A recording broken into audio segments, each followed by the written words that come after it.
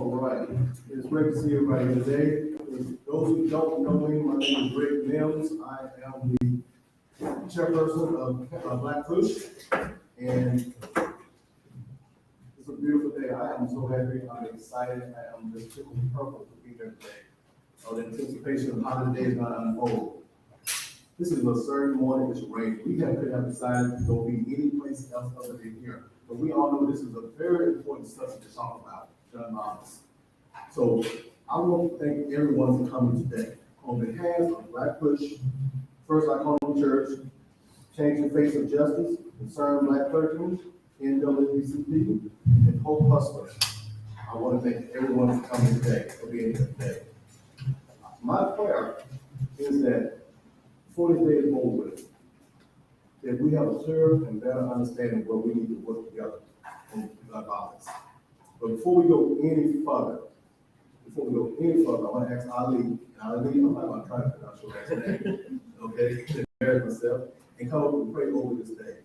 And once Ali finishes, I want to ask our president, Shanan Smith, if you don't know him, you need to get to know him to come up and show for us to the next. Thank you. Thank you, God, for bringing us together today. And this age-room dialogue is rare. Help us to be respectful even when our passions run dry. And God, steer us away from arguing, talking past each other, and then to chatting, and toward action that is better informed by others. Amen. Amen.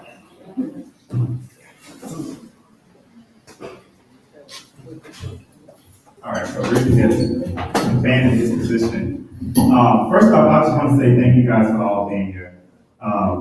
This has been one of the most difficult years for me. For the last 3 or 4 months, I've had the misfortune of traveling the country through different gun violence issues. We've been to Uvalde, we've been to Highland, we've been to Buffalo, where else have we been? So many different places. I was in Wisconsin recently over the last 2 weeks, and to hear the stories of people who've been impacted by gun violence, to see their faces, to hear the realities that they have to live with after the fact is one of the most detrimental things for me. Then I partnered with, found some friends at Moms and Men Action, and they have not been able to get rid of me. So all my Moms and Men Action friends, I see everybody right here, they have not been able to get rid of me. But today is really about having a conversation. And I want to break this up into 3 parts. First part is that I know everybody, the first thing everybody's going to say is time to talk about it, right? We need some solid actions. We need to put some things in action. Let's be realistic. The way we start with action, and before there's any action, there's words, right? So we're in the church, and I'm going to go biblical. The Bible says that Jesus looked at the world and he seen that the world was void without form. The first thing he did before his action was he had to speak something. So there was a conversation had. So we're here to have a conversation today. We're here to hear from people who've been impacted by gun violence. We're here to talk to people who have lost family members, whether they were family members, whether they were their children, whether there were people who were in law enforcement who we lost, and also to have a real dialogue about what it means to lose a family member, but also what it means to be law enforcement in this day and age with dealing with gun violence. Because at the end of the day, law enforcement does have a job to do, right? And we want to make sure that law enforcement is home, so we want to make sure our children are home. And with that being said, I'll be remiss to not mention that we just had a tragic incident here in the state of Georgia recently. And we stand with it. I spoke to Sheriff Owens the other day. I sent him a statement as well. We stand with Cobb County, and we mourn the loss of both officers as well. And let's make that clear. So we do want to have open dialogue. I want to tell a story. I'm a storyteller for those who don't know. I have someone sitting here, she'll get a chance to speak at some point. About 15 years ago, 13 years ago, Ashley and her son, I ran a nonprofit down in Fort Lauderdale, where we taught kids how to play the violin, we taught them arts. And her son and his best friend at the time came to me, and their mother introduced me to them, and they wanted to volunteer. And Greg was this young man, he was 15 years old when I met him, and he was so adamant about wanting to know what made me tick, like what made me think the way I think, what made me do the things I wanted to do, what made me do, like he was adamant about it. And I tell people in my office all the time, when they don't like hearing my stories, Greg was one person I knew who was sitting and listening to me preached until it blue, green, purple, and red. One particular day, Greg called me, I don't remember the exact day, but he called me. And he said, listen, I want to go to the town show tonight, but my mom says to with you. And if I'm going to get to the town show, you have to give me permission to go to the town show.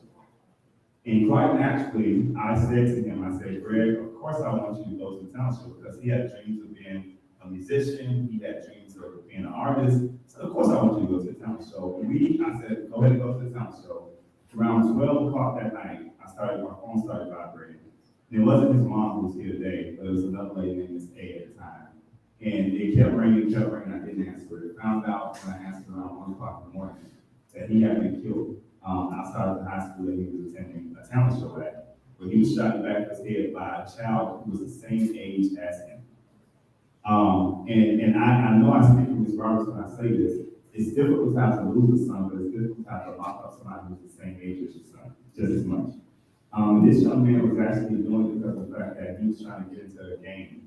And I remember the moment, and I've been thinking about that this whole week, that moment, and how one person's life was snuffed out, who had dreams bigger than most of us can even dream, was snuffed out because he was trying to pursue his dreams. No one should lose their life trying to pursue their dreams.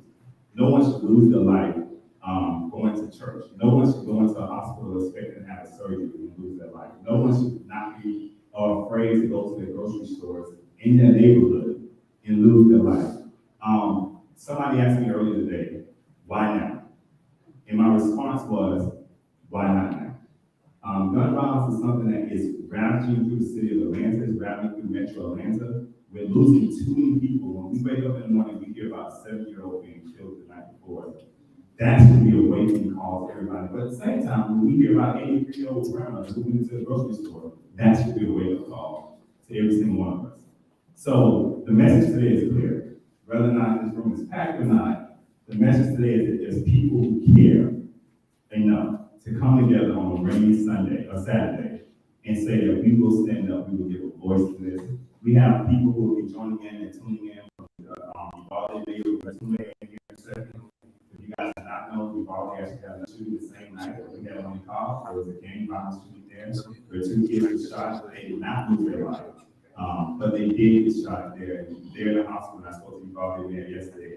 They look to be on the board of recovery, but for a community that is still dealing with the grief of losing babies, they now have to deal with the grief of now their kids not being safe going to the park. And they don't have any parks in Uvalde.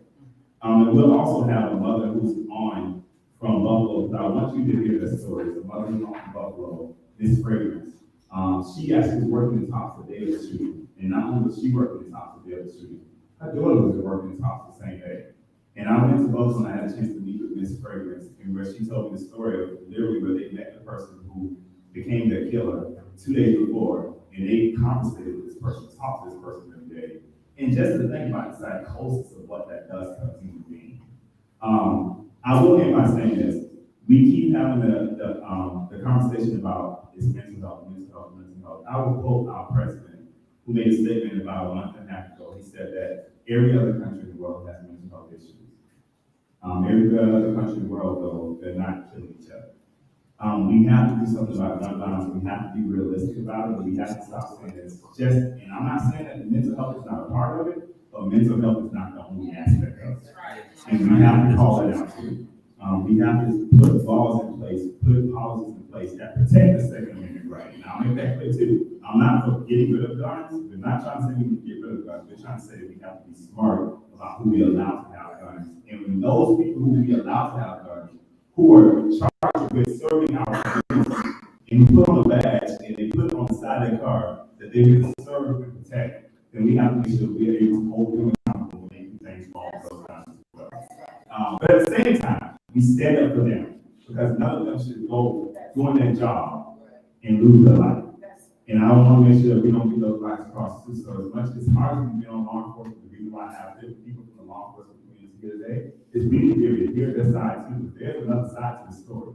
And it's not just a one-sided issue. So I think Ms. Fragrance, I'm going to allow her to jump in first because she is someone tuning in from Buffalo.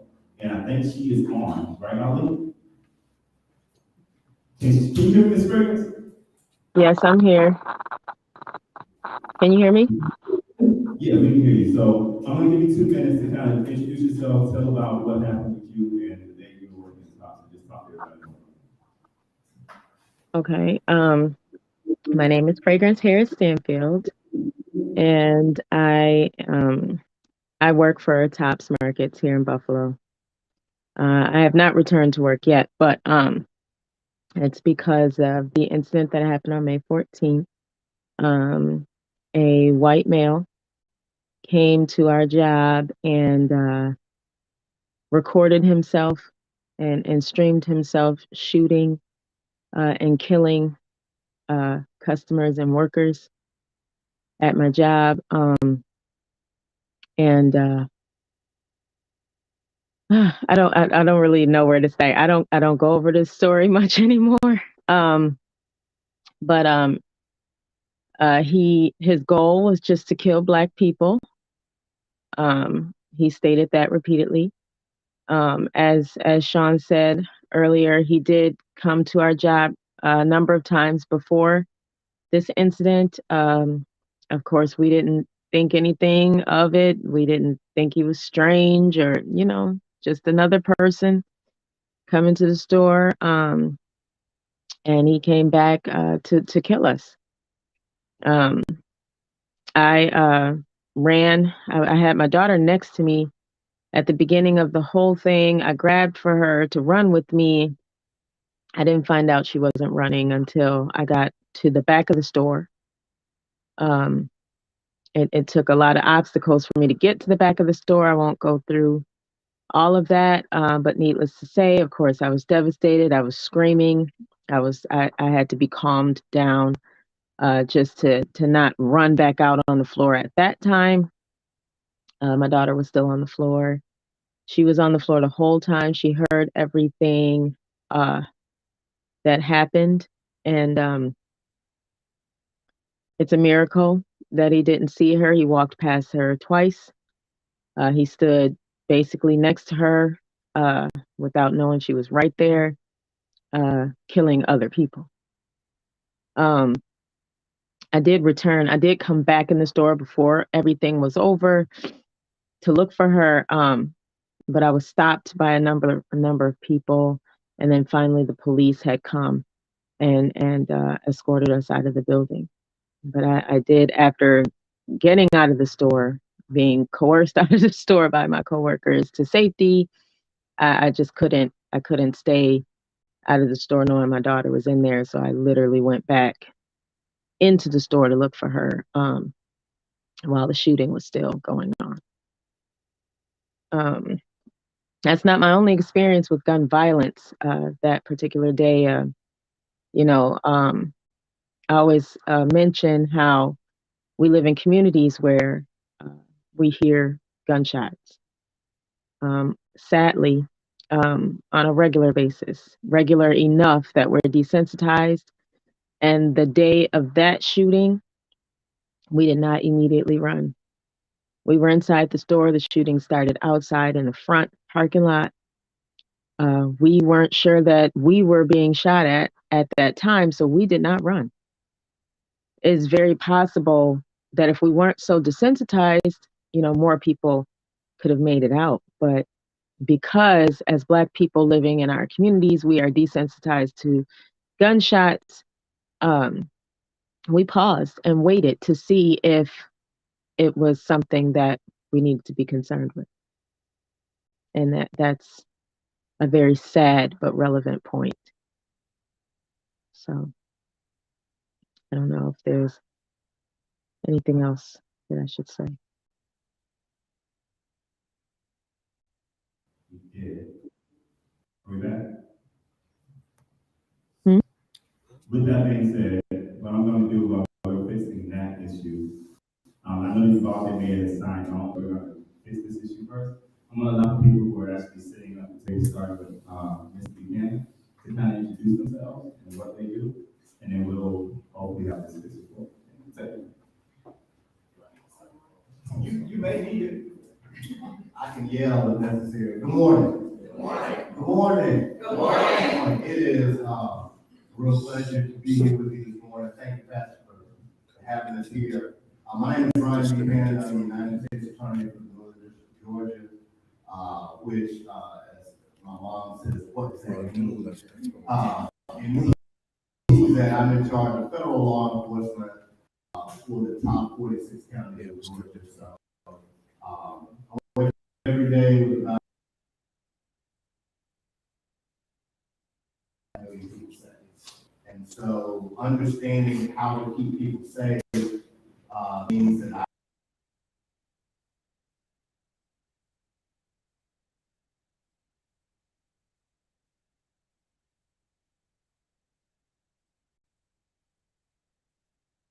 training.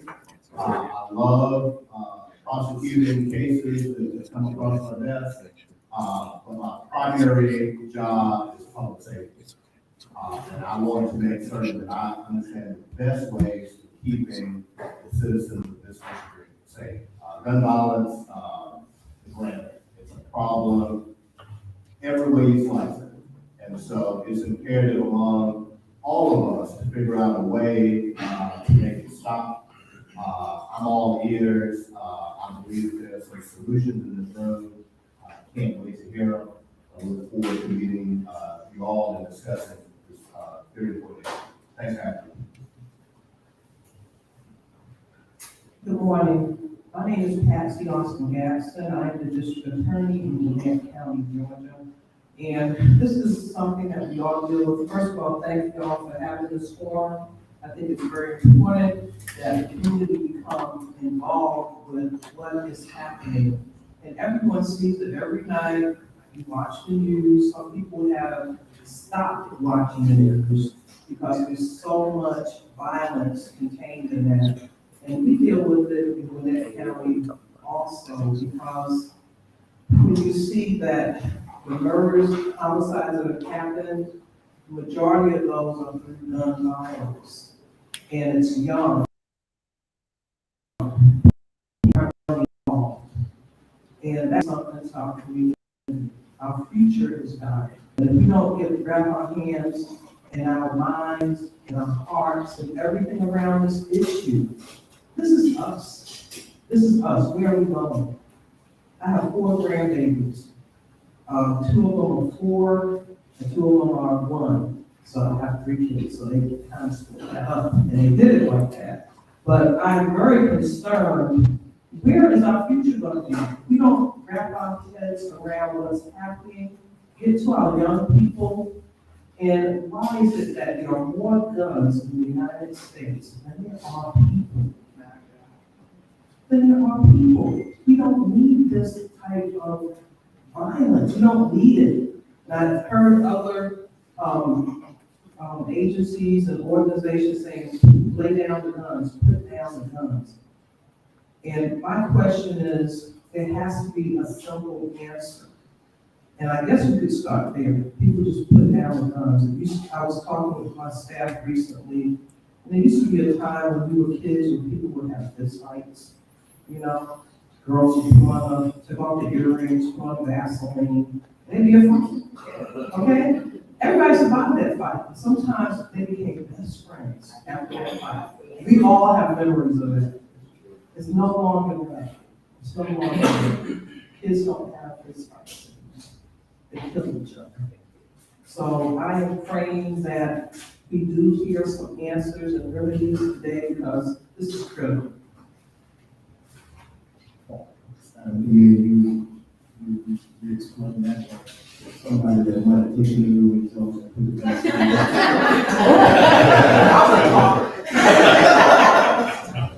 Reverend Shanan Jones, president of Concerned Black Clergy, is Concerned Black Clergy's honor to partner with BlackPush. It's Reverend Jones' honor to partner with Sean Smith, Reverend Sean Smith. In this initiative, this is a struggle. This is just another room of a struggle. And I believe that we have to put our lives in the struggle. Congressman Lewis said, we see the violence that was pulled away. But there is a Pontius Pilate that's right down the street under the old dome. And we have to address this Pontius Pilate. who says that it's okay for everybody to have a gun in the state. And so as we unpack the layers of this roller struggle, we can't find that pocket out of this. And if you don't know who Biden is, he goes also by the name of McDonald.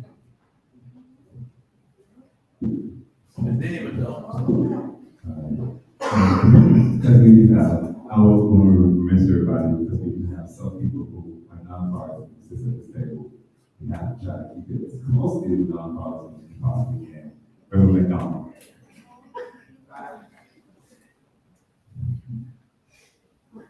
Don't say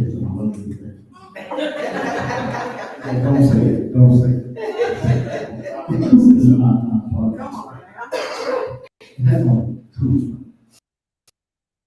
I read at Iconium, and here's the first pastor for 47 years. God is going to heal our young people. I was watching the news every night, and these stories, students, students. What do you do when you get tired? When Sean came to me about this happening today, I was excited. I still am excited. BlackPush. Young people have to talk to young people too. We didn't get into this overnight, and we're not going to get out of it overnight. It's not going to be a sprint. We're not going to come up with solutions today.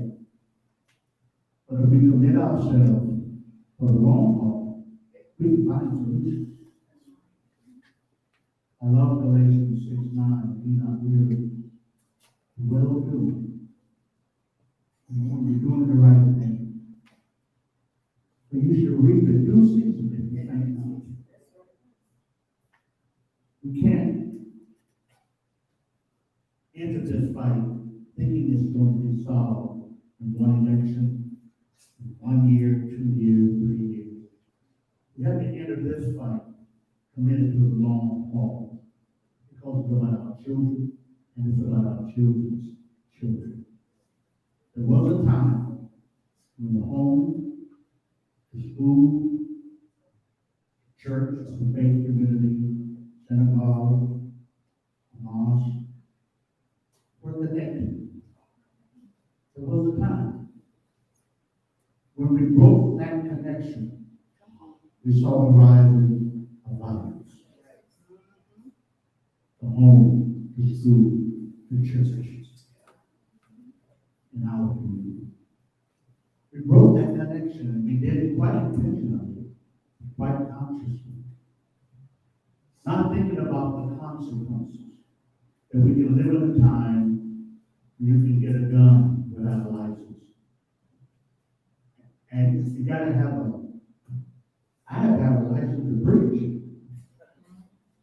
I have to get a license. I have to get a license to practice medicine, to be a dentist, to be a lawyer. I have to get a license.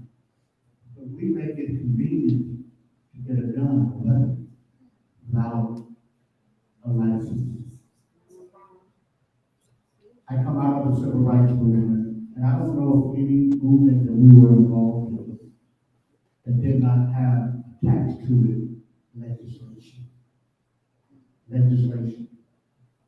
Which means we have to talk to politicians, the elected officials. There must be those conversations.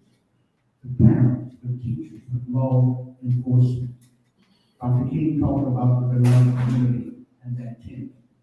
Nobody should be excluded from that tent. That's why we're here today.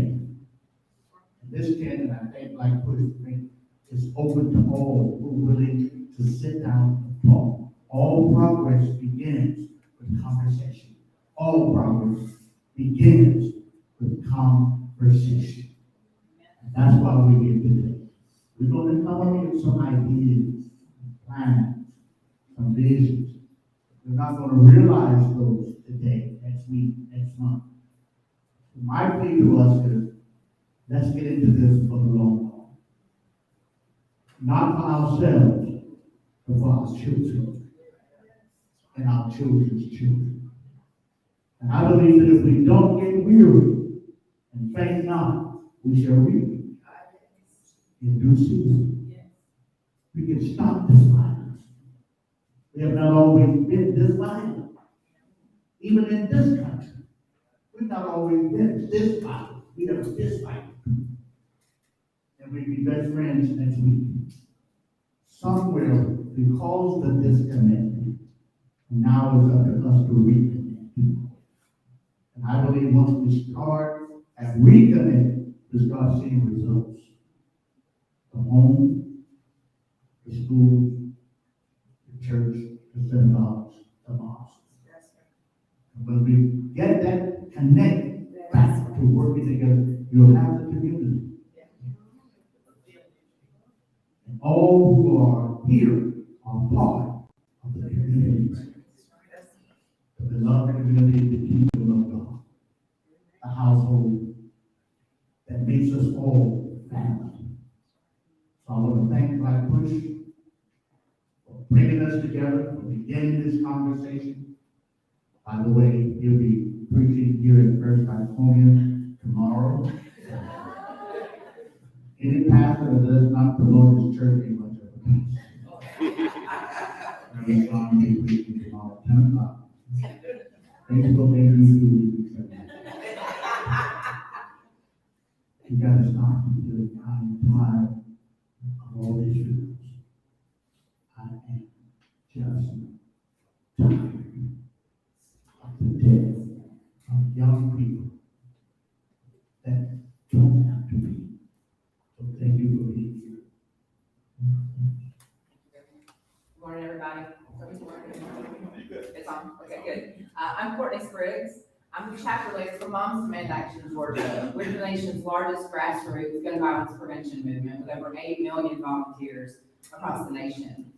We have 10 local groups here in Georgia. We have about 3,000 volunteers, about 600 leaders, and we are in communities. I'm honored to be part of the beloved community, Reverend. And we do things on every level to prevent gun violence. I have 2 survivors here with me today who have lost their children to gun violence, Giovanni McDonald and Charmaine Brown. And we try to center their voices in our movement because we know that this is a holistic approach we need to take. It's not just legislation, it's not just elections, it is mental health, it is community violence intervention programs, it is community partnerships with groups like BlackPush, who is an amazing community partner, doing a fantastic job. We are honored to work with you. But we look at all these different approaches and center the voices of those most affected by gun violence in marginalized communities. That's what we're doing, and empowering people who have been affected to share their voice, share their story, and make the change. We are a nonpartisan group. We have a gun sense candidate program, and I'm here to say all the elected officials running for office who have applied and been approved to be gun sense candidates, which means that they will focus on making safe gun legislation to make our community safer, have been Democrats. But that's just who has registered for the program. So it's offered to every candidate because we know that putting people in office who are committed to making a change and protecting our communities where it results in gun violence is the most important thing that we do as a group. Again, I'm honored to be here and answer questions and talk about evidence-backed solutions and some of the things that we focus on as a group with our volunteers. Thank you all so much. Hello everyone, my name is Larry Dungy, and I'm co-CEO of HopeBusters. HopeBusters is a violence intervention program that treats violence as a public health issue, not a political or public safety issue, but a public health issue. We treat it like a pandemic. The Cure Violence model, which is recognized by White, is an evidence-based program recognized by the White House through our network of violence interrupters and outreach workers who provide resources to the community in efforts to try to prevent violence from the beginning. We address the home first. Our participants, we deal with the highest risk, for instance. That's the top 15% of those in our communities that are about to, willing, or capable of committing violence. And with that, we treat it like a pandemic. We interrupt the transmission, prevent the spread, and change group social norms. What we do In addition to that, this is a great thank you, Pastor Sean, for having me, is that it's very important for us, we're community based. And it's through our relationships, which aren't always law-abiding citizens, but we have their ear. And the difference is we build that rapport with them so we can get them mental health services. We can provide court advocacy for them. And it's just a voice. Eventually, we're not nonpartisan, but we also have a voting drive, so just in case. But those people that we're reaching to vote, or those that are disconnected and not voting, those are the people who need the vote. You know, the politicians are great and good at you. All right, so thanks for having me. I look forward to it. Good morning, everyone. Before I get started, there's a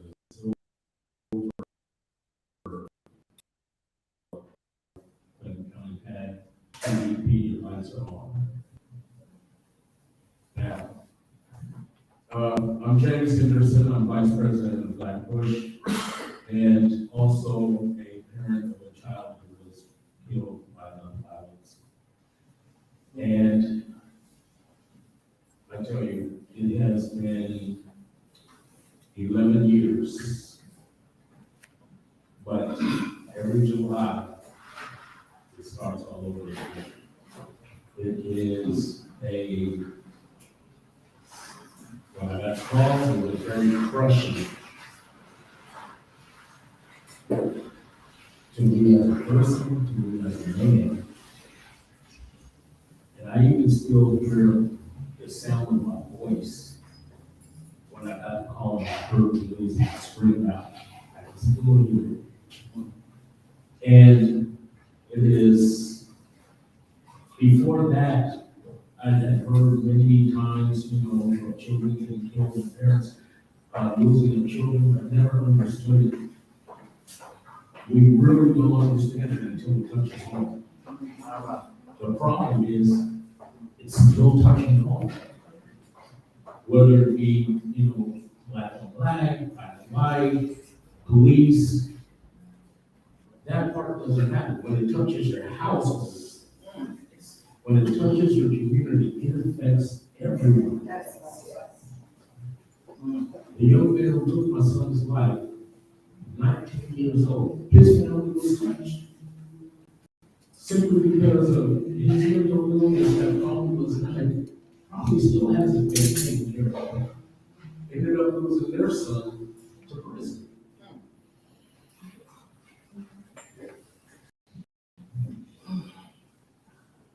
These things, when these situations arise,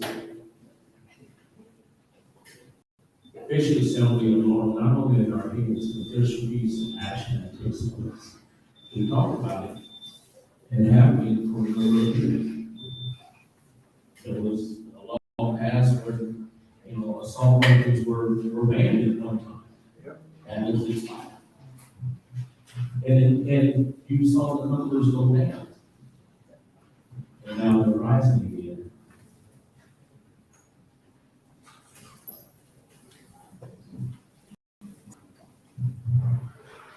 Here we are, all these years later, and still fighting to get gun violence. Personally, I'm going to get all of it. So we will ask you today to call must continue to go out and directly to our lawmakers, statewide, nationwide, that we can get it. Real quick before we continue, I'm going to bring in Uvalde Mayor, but I do want to give a shout out to a few organizations that are not sitting at the table, a few people who are not sitting at the table. On the point starting here, we have Valerie First, who represents the ACLU today. So the story of himself, but his nephew was actually killed in Buffalo on the day of the top situation happened. So he lost a family in Buffalo the same day as well. We also have Greg, who also is a board member, Bishop Greg Van, we know him from this area, the Greg Van Preach Man, who's been a civil rights icon around this area forever. He's here as well. He also represents the South Fork and Pastor Line as well. We also have commissioners in the House. So we have Gwinnett County represented in the House by the DA and also Ms. Marlene Fox, who represents Gwinnett County, Board of County Commissioners. And we also have somebody here from the, is it Fulton County Commissioners? It's Fulton How about- County. It's Fulton. It's Fulton. Like I said, Downgrades and still lands here for a minute. So we have, a commissioner here from Fulton County Board of County Commissioners. Anybody else I would miss? You're pointing. Oh, Commissioner Terry as well. I'm so sorry. Hey, and you're representing the CAB, and behind you. What's the Joe Charles Brooks and Mayor of Forest Park, Benjamin Butler. Absolutely amazing. So let's give all our elected officials a round of applause.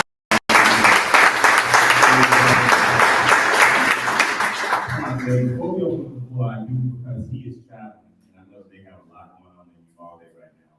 We have Mayor Don. So one of the things that we have talked about is that we talk about this being nonpartisan, right? I will say this, me and Mayor Don probably looks at the world in two different lenses of view. We philosophically probably don't agree on much politically, but we agree that something needs to be done about gun violence. I have been to Uvalde, I think 3 times as of now, and we'll actually show a clip of actually us visiting Uvalde. But I think we have Mayor Don on behind my back. Yep, he's in the car. And believe it or not, he did a podcast with me a couple of weeks ago where he was actually at his son's wedding. But this was so important to me, so that's how his son's wedding to kind of talk about it. But now this is the mayor of Uvalde, everybody, and let's give him a round of applause.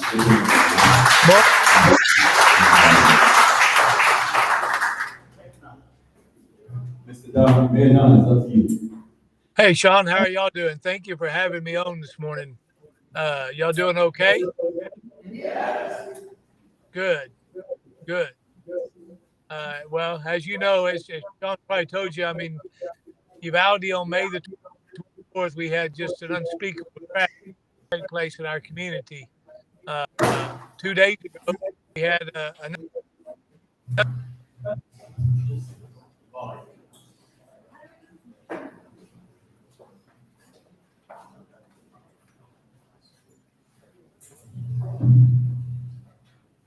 All right, we're gonna keep going because he's traveling, so he probably don't have a few instructions. I see somebody who just walked into Kim, I see you. Where's Kim?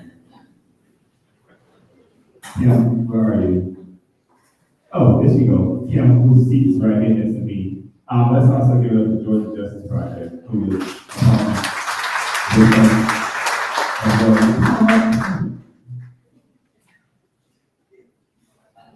A real boss. This is my real boss. Changing the face of justice, I'm sorry. And we'll let her introduce herself real quick, and then we will go ahead and open the floor. You can get away with it. We did too. Now see how you do. Let me know.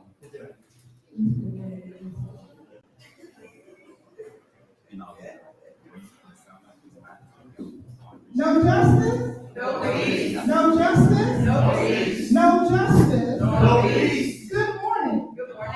I am Kimberly Carter. I'm the Executive Director of Rep Georgia, and one of our projects is to change the face of justice in our state. And I thought that I was only coming to sit in the audience and eat good food and ask questions, and didn't realize that I was actually on the panel. So obedience is better than sacrifice, so I'm going to sit down and do what I'm instructed to do. And I will say this is not, so I just want to make this clear. We're not doing panel discussion. So even though we're sitting up here, it's not a panel discussion. This is really an open dialogue. And that's really important to give everybody this opportunity to speak. So at this point, what we're going to do is I want to hear from some people who are in the room who have been impacted by gun violence. And it seems like we got to take over the whole front row.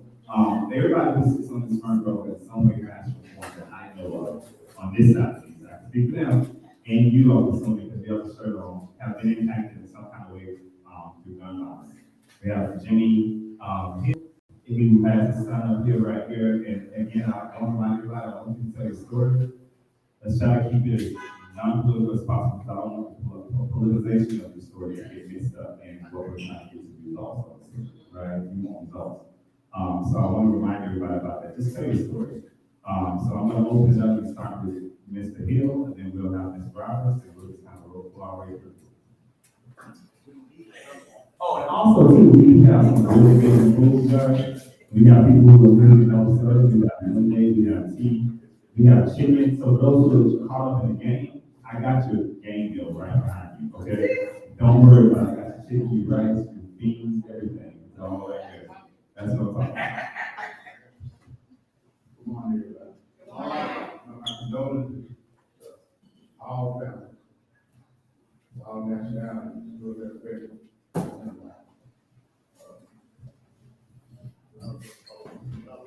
Thanks for having me here today, John. First, I want to thank God for waking me up in the morning. Being in my right mind. And another chance, I'm soon to fight just for something. I want to say rest in peace to my son, Jimmy asking mother, sister asking, who we laid to rest on May 19th of this year, from a broken heart in his life. But just for my son, Jimmy and I also want to offer my condolences to the family of Andrew Smurman Jr., father who was fighting for his son, who was murdered by Judge State Patrol. He passed away 2 days ago. People don't understand what it does to the family. Whether it's police violence, whether it's street violence. Yeah. That one bullet, it kills many people. It destroys families. It has a hard family. Mental, physical, and emotional. I can't be signed here, one of them guys can't be signed everywhere I go. So I'm a representative now, represent my son. This is my son, Curtis Jordan. He was murdered by 2 young black men in Southwest Atlanta at the age of 18 in 2012. When he was first murdered, I lost him. And I wanted to retaliate. And I wanted to retaliate in ways that you would never imagine, because I felt like something had been taken away from me. My pride and joy. I never will forget his mother moved to North Carolina and came back. When she saw him in the casket, I never will forget that howl, that cry, that scream, that holler that I heard from my boy when she seen him there. It was like a wounded animal about to be destroyed. We fought from City Hall, passing out flyers, going to the neighborhood. Because I felt like I couldn't be afraid to go to the neighborhood where it happened. Because if a man don't stand for something, he ain't fit to leave. And I was going to stand for something for my son. And I went with the mindset of going with non-violence. Following me out, people started coming forward. And I give a lot of credit to C.T. Martin, city council who did to help me. I want my to C.T. Martin is the one that set up the legal our family. To see me on there, TV, he's the one that helped us out a lot. So, I really just have a lot of respect for him. Anyway, the end is short. We fought, witnesses came forward. Witnesses were terrified. So we got this code in this neighborhood, in the black community, as being a snitch. So it's okay. And people raise hell when you try to take on to be a snitch until it happens to them. Then they won't help some of these same people. So anyway, the guys ended up getting license from prosecutor Banks, who no longer was not prosecutor. He wasn't in the place where he told me, I'm gonna treat this case like it's my son, and he did. So they got both got license there. God is good. So our family got to take, it wasn't really desperate, but we got to take a little this. This is my son, Jimmy Action. He was murdered by someone came on January 27, 2019. My son didn't have to run on and surrender. Was shot and killed by former Alabama police officer, Sean killed on the assumption of a vote on robbery one, in which the witness came forward and stated that there was no one doing on robbery. And though, my name is Shannon Jones and others, though the investigative report on the public integrity unit stated that the shooting of my son Jim Jackson by Sean King on January 27, 2019 was not justified, and Sean King should be charged with felony murder, aggravated assault, and violation of oath. But because the COVID-19 came into play, our grand jury hearing was saved. But this case must be presented to a grand jury when grand jury hearings resumed. So at the same time, it was election time. It was a new DA time for the kind of district attorney. So I email every day, and I continue to fight every day. I stand on the corners, posts, in the rain, in the sun. You got hold. It don't make no difference. You know, I want justice for my son. I want accountability for my son. So I stand with it every day for the kind of I had my son. Jimmy, I had my son. I had Sean Kimberly indicted for the murder of my son, Jimmy Jackson. You know, there's something that keep it real.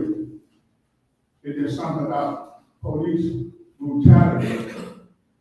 Should I say police killing a black man instead of my son Jimmy Jackson? There's something we tend to stay away from. But police gun violence is also gun violence. And we got to stop ignoring it. And we got to start speaking out more about that. Because it's gun violence also. I don't agree with gun violence if I was killed. I had two sons who died. This has affected my family.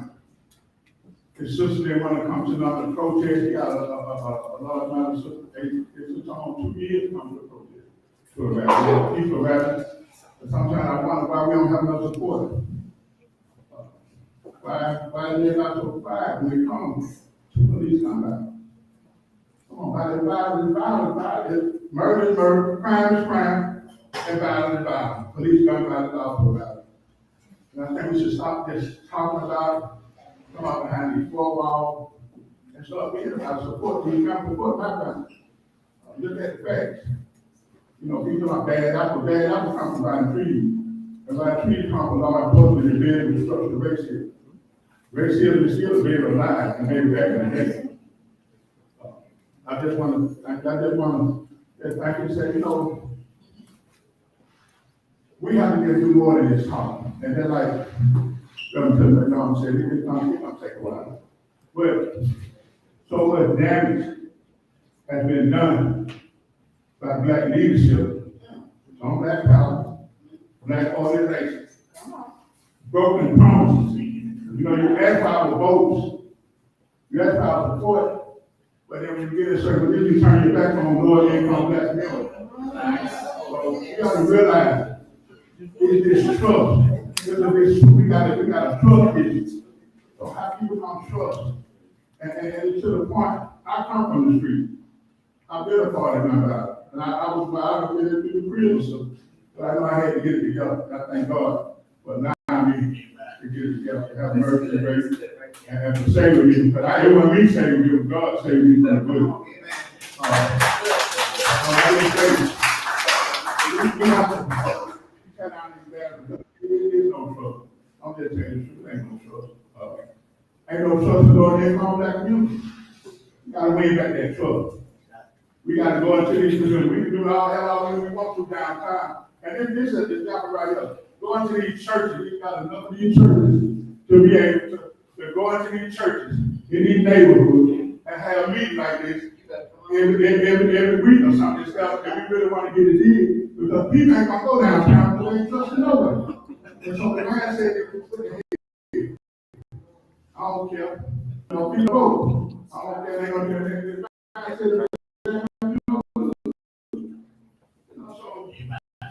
You know, we just have to get down the issue of, I'm not in office because I have several family members that are not police officers. So I just, wrong is wrong, no matter what you say.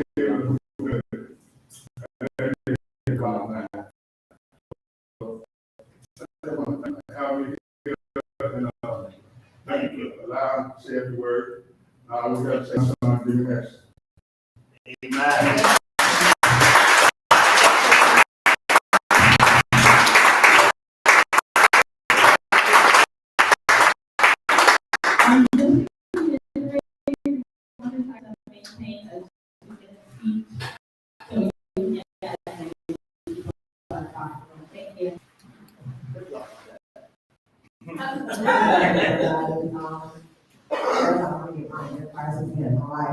Thank you to all the pastors and community leaders and officers, everyone. I'm just gonna say about this thing. I'm gonna give you my son here was killed in 2009. I was 10 years old at his school. He went to John and Sean. He was an student. He was a church every day. He volunteered his community. He was respectful. He loved his parents. He loved his community. He always gave back. And I was a parent that was a hands-on parent. Me and his father, Sean, was not for that. He never went anywhere without us. He went to the mall with his friends. I was in the parking lot.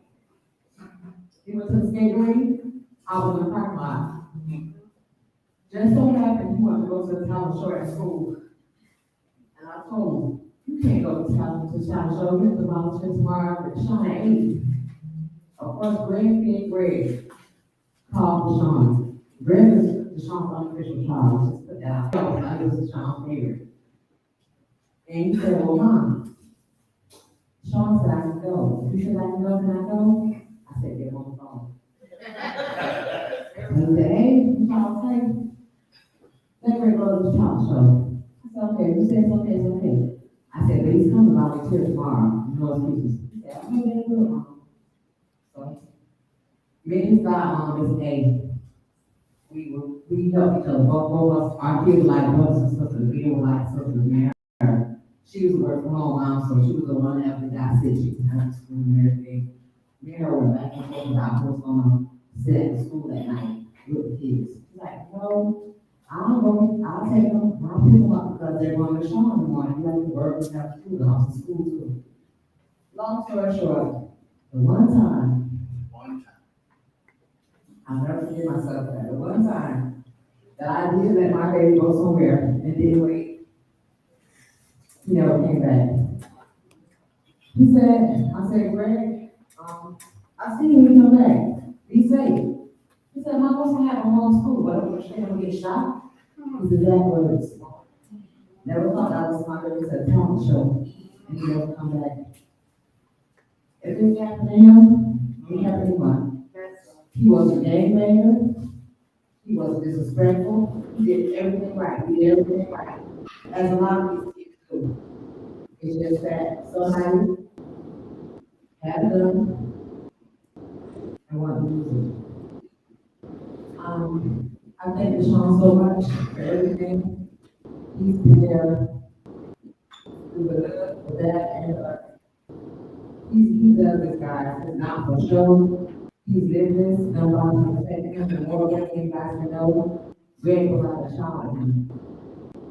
He's with their family. He's been in contact with me for 13 years. He's been in contact with me since the day it happened. He's always called me to check up on me if I need anything. It's such an honor to be here to tell my story. And just thank everybody for, coming to this dialogue to see how we can make a difference and save our community, because we have to stop it. I'm tired of funerals. I'm tired of our babies dying. It's not fair to them. My baby deserves to grow up. He deserves to be here to make a difference. And it's not fair that someone with a gun, made a decision for them that we can't take that. So again, thank you everyone that listened to my story. And thank you BlackPush and Deshaun and everyone in their respective places. Thank you.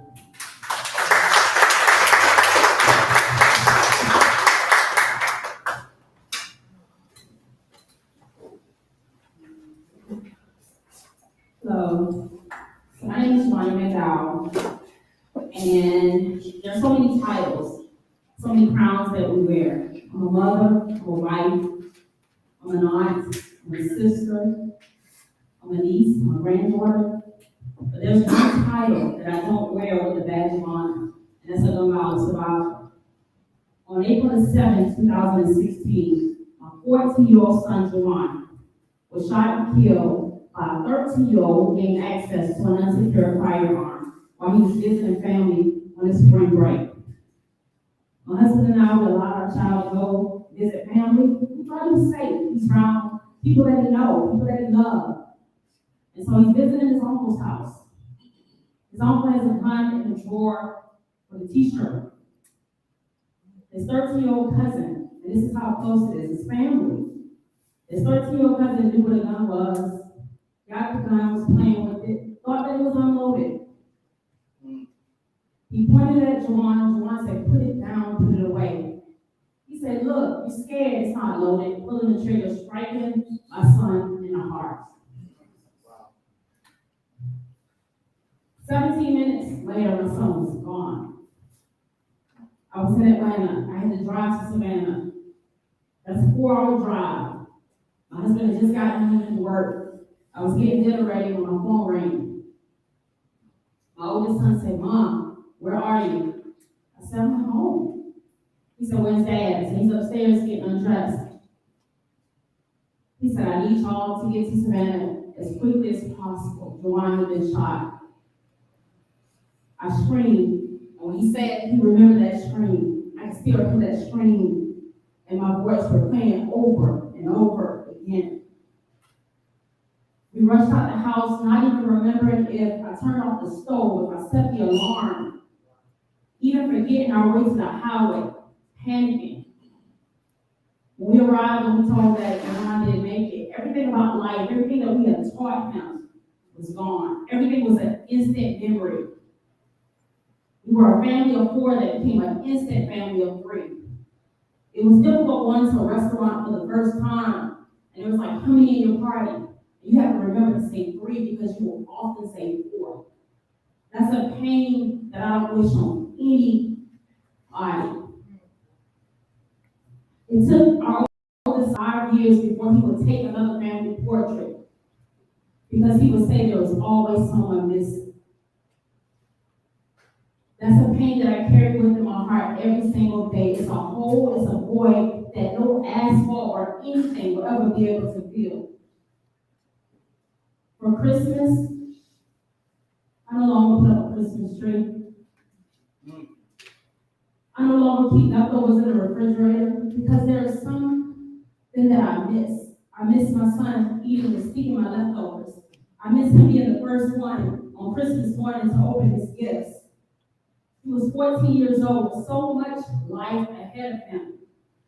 His lifelong dream was to become a veterinarian, a dream that I would never see fulfilled on this side of heaven.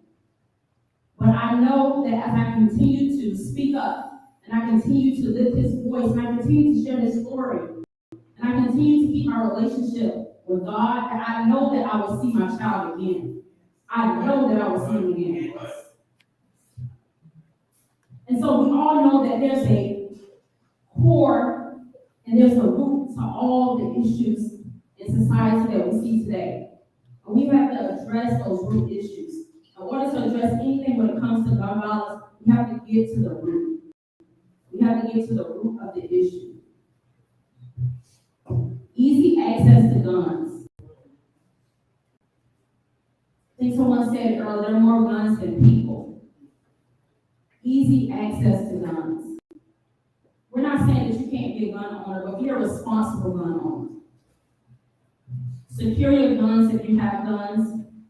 And if you know that there's someone that's not supposed to have a gun, there's a saying you say snitching, all this, that goes out the door when that pain knocks on your door. I was one of those mothers, when you think about it, you say, it didn't happen to me. I knew about gun violence, I saw it, and then it happened to me. And I refuse to stay down. I refuse to not lift my voice. Every chance that I get, I'm going to say my son's name, Juwan, because his life matters, and everyone that's here that has lost someone to gun violence, their lives matter too. Thank you.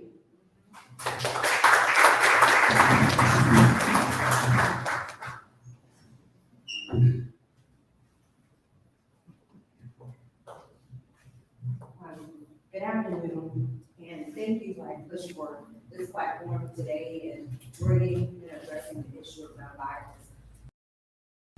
Experience both aspects of gun violence. And I stand here today on behalf of all the mothers. I've been doing this a very long time. And first of all, I've been remiss. Let me say thank you to BlackPush. I'm one of these mothers that have been out there. I don't clean it up and I don't dress it up. I do not have time. In the nation of Islam, we talk. We must want for our brothers and sisters what we want for ourselves. It's time out for foolishness. I've been trying for the longest to get conflict resolution into the schools. We got to hold our elected officials accountable for the things they do and the things they do not do. Right. So I'm here today to say thank you, the ones that are here, the ones that are listening. To the young men, my heart really grieves for you. And I want to say thank you. I am in it for the long term. You got people surrounded by you by love. And I leave you with this. The late Jose Williams once told me in this matter, you got to keep your feet in the street. Well, first of all, I'm too old to be out there. You know, but I do what I can do. So what we got to do collectively is organize, galvanize, strategize, and pull together. And our children, a whole generation is that, hey, until it happened to you, you have no clue what we did. So I say to you today, I thank you. I honor what we're doing. And I meet with you. In the book of Zechariah 7, this is what the Lord Almighty says. Administer true justice and show mercy and compassion to one another. Thank you so much for this platform.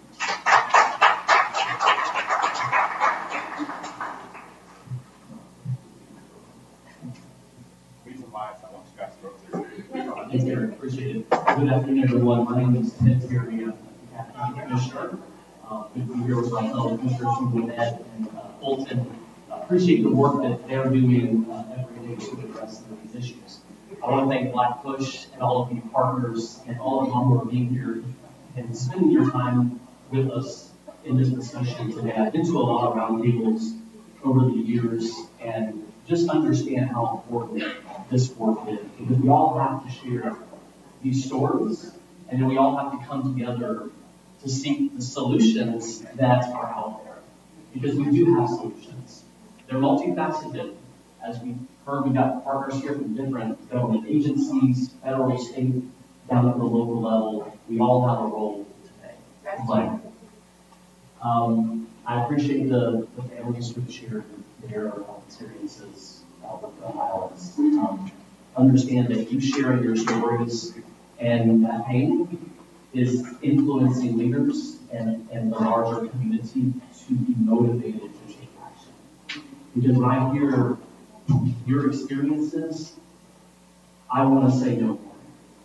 I want to say no more people who come up here and share their stories. I've never lost a loved one to gun violence, but over the years, I have been brought into this conversation because of associations with first a friend from high school who was a bystander at a convenience store robbery and was killed.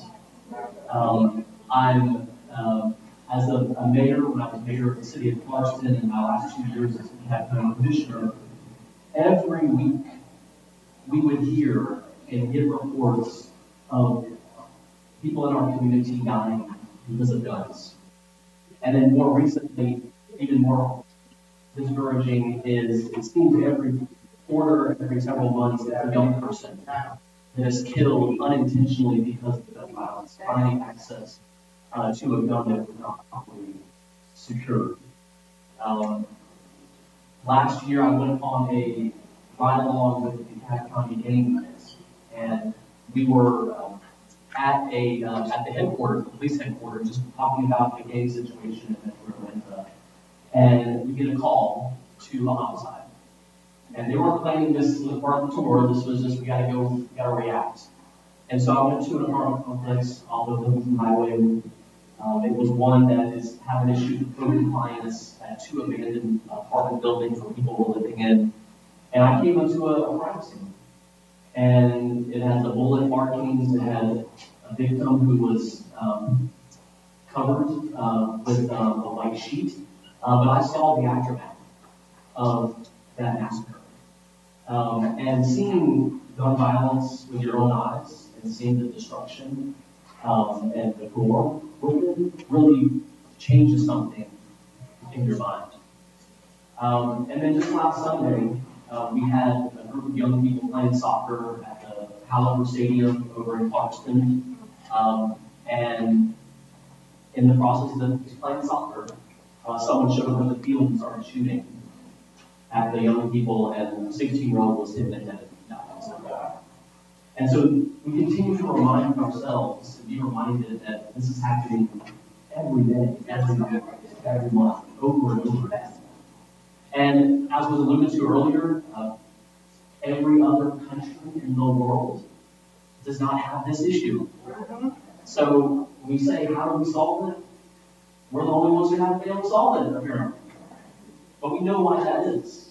We know it has something to do with money and politics and special interests. I would encourage everyone to read up on the history of the NRA and how just 2 generations ago the NRA was a shooting club. It was a marksman's club. But all of a sudden something clicked with the gun manufacturers, with certain political leaders. They installed Supreme Court justices, they installed the appellate court justices, all that stuff. Even if the Second Amendment changed to a country where we have well-regulated militia, and now guns are everywhere. And somehow this is a constitutional right that we just discovered in the last 60 to 70 years. There's something wrong with that. So we have to take action at the federal level. We know that. We acknowledge that in this state we have laws that now no permits are required for handguns. Yep. And I'll just share a quick story because as a commissioner, we have to approve the funding for the courts, the DA, the solicitor, and they have a huge backlog of cases, COVID 2+ years that we're working to clear out. But our probate judge came to us last year and said, we are seeing more requests for handgun permits than we have ever seen before. And so think about this cycle of violence that we're in right now. Folks see violence on the news and they're concerned. And they want to know what do I do about it. And so what ends up happening, at least in DeKalb, 10,000 more people in DeKalb County, a county of 780,000 people, requested a gun license, a gun permit. So now you got 10,000 more guns out there in people's glove compartments, in their dresser drawers, maybe it's on their person. And so what ends up happening? We have more people just carrying guns. And so if there's arguments, if there's altercations, if there's things that are going on, if everyone has a gun, then more bullets are flying, more people are hurt. And I'm committed to working with all of y'all for these solutions. One solution I want to throw out here, since there's a round table, is the fact that in Georgia, almost every local gun legislation, gun control, gun regulation has been preempted by the state legislature, going back to like 2003. However, there is a little bit of ambiguity in the law, and it's around safe storage. And we had this big outcome in DeKalb County last September when our meeting with other commissioners and city leaders introduced an ordinance that would create a safe storage regulation in our county. That legislation is on hold right now because we're not sure if what we're proposing is in violation of that law. But I would argue that if more cities and counties began to speak with one voice to say that we want to be able to regulate safe storage, because in states with safe storage, guess what? Accidental deaths are a lot lower. And so we just have to take as many bites out of this gun violence challenge that we see, where we can, when we can. And if it means that all of these counties and cities are passing the same legislation, and the gun rights advocates, that's going to have that benefit, sue us, let them sue us. Because we are putting forward a solution, they are putting forward roadblocks. And the last thing I want to share is that when I look out in the room here, I think about where I was some years ago, because I was where I was active in the and so I would want to encourage everyone to think about our problems, because that's where we really make some change happen. But I'm reminded years ago of a constituent over in Austin shared with me a passage from the Tao Te Ching, which is written by Lao Tzu, a Chinese philosopher. And it says that a good leader is one that is loved by the people, and a bad leader is one that's despised by the people. But the great leader, the best leader, is one whose people hardly knows they exist. A great leader goes and works with the people, worship with the people, they're with they work with people, and at the end of the day, everyone looks around and says, we did it all ourselves. Because I'm an elected leader, and we come from just leaders and community leaders, but we're standing on the shoulders of all of God.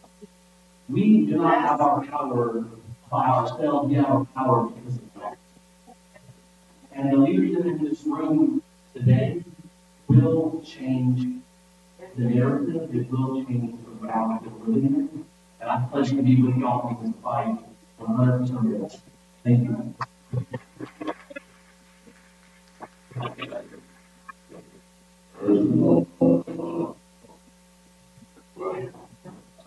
Thank Sean and BlackPush for having me. But what I want to speak on, my nephew was shot. He was a cop that was shot in Buffalo trying to save lives.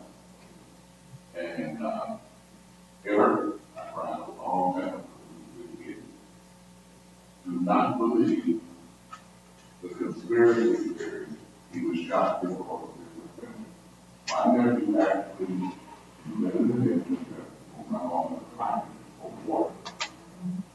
And he had told about a couple months. That's not why he was killed. This was random hatred, violence. This was racism. Straight up. There's no conspiracy about that. It's just circumstance. But you know what? I grew up in Buffalo, New York. And we had gangs, neighborhood gangs. We're a tribe. No doubt about it. Racism is a term. That was invented to destroy that. You read Revelation 9:7. It will tell you there were people of all tribes, nations standing before the throne of Christ to receive their reward, to receive their crown. We don't have to accept racism, although we know it's embedded in this society. We destroy that with love for one another. And I think, but you know what? I was speaking with OG, which I haven't been.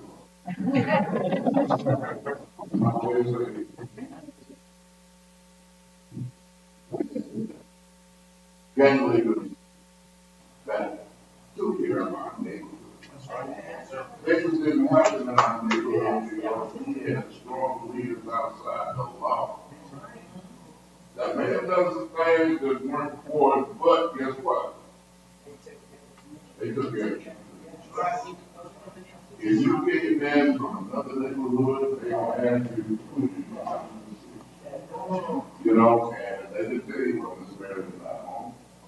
You might be able to meet it, they have somebody else escort you over there. In New York City, you couldn't get on the block unless your folks came out and met you on the corner today.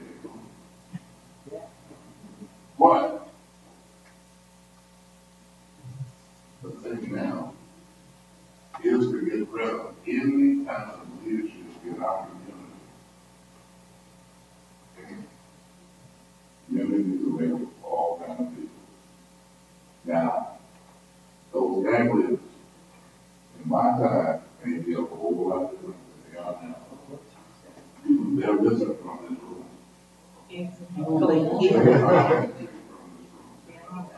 You know, we're never going to come to a solution that's viable unless we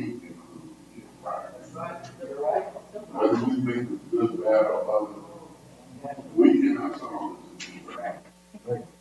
You know, we can pray on it, and I do believe in prayer, I know it. But the reality is, this world is made up of a lot of different elements. And I'm gonna tell you this, the believers, you're fighting against people doing the wrong time. Because that's not the influence. But getting everybody into the room, maybe we can drive away that influence and have some meaningful conversations that's gonna make a difference in our community. Thank you.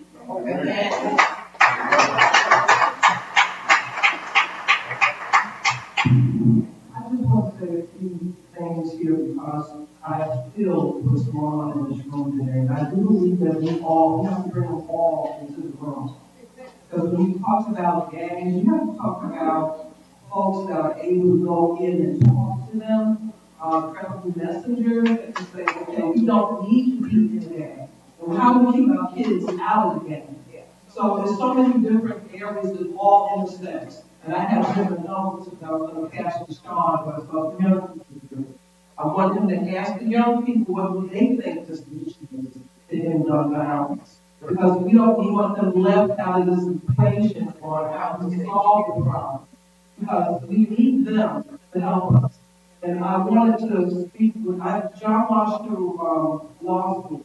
Has a book. I've worked, I was running for office, and now I'm in office. I'm working with reentry alliances, people that bring folks back to our community. We know that when someone goes to jail, it's not for other citizens.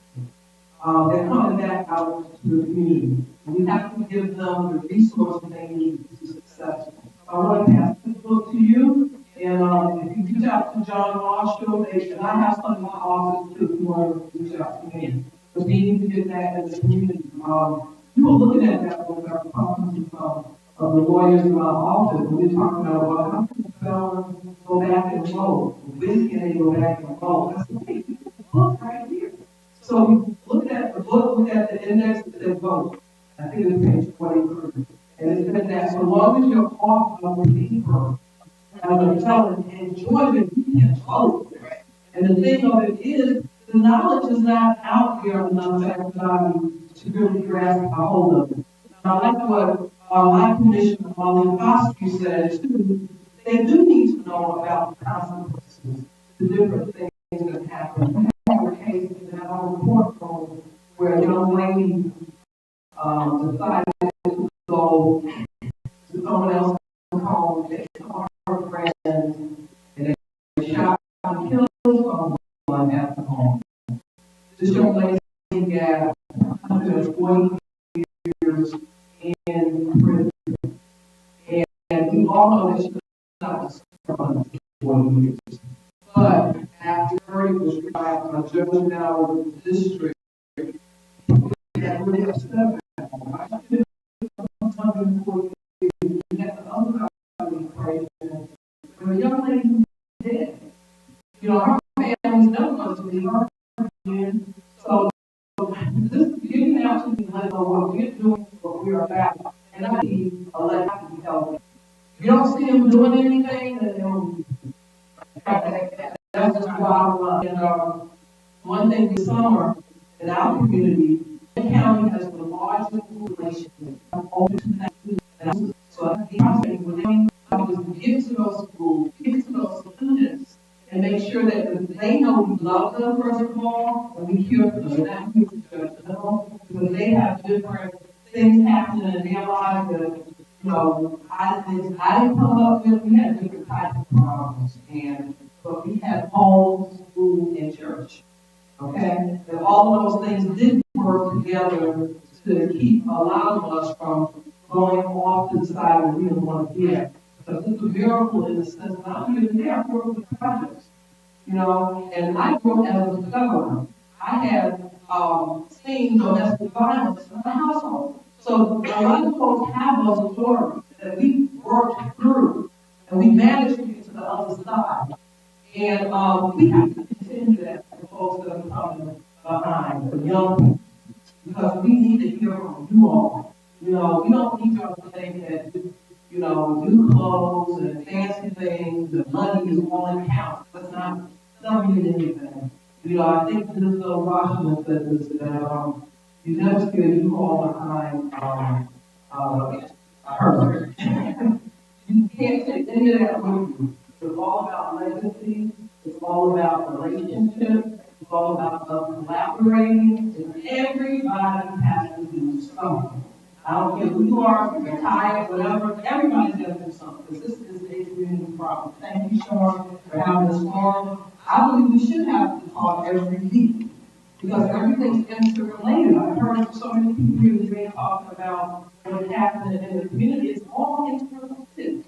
It's not just one problem. Once you identify something, then it leads to another problem. Like a spider that I saw on my window the other day. All of these legs coming out. And we have to look at it like that. It's a multi-faceted problem. Use that word. I use that word too much, so nobody knows what I'm talking about. But that means many things are involved here. As a community, we must work together. We must feel the pain of those who have lost their children. One lady was talking to me the other day. They're coming to my office to meet with us. And she asked me, put yourself in our place. If this was your child that was killed or lost or whatever, I told her, I can't even imagine how that feels. I can't even fathom to think about how that feels. Until, what y'all have dealt with, nobody can feel what y'all feel, because we can't put ourselves in your shoes. All we can do is walk along beside you and try to get you to understand you're not alone. We have a victim witness department in my office. And when something happens in the community, I tell them, have you called? Have you reached out? The family needs counseling, the family needs funeral money, they need something. So let's reach out and let them know they're not alone. That's the best we can possibly do. And find justice for your situation. But a lot of times the law is a constraint to justice. Because we cannot prosecute every case.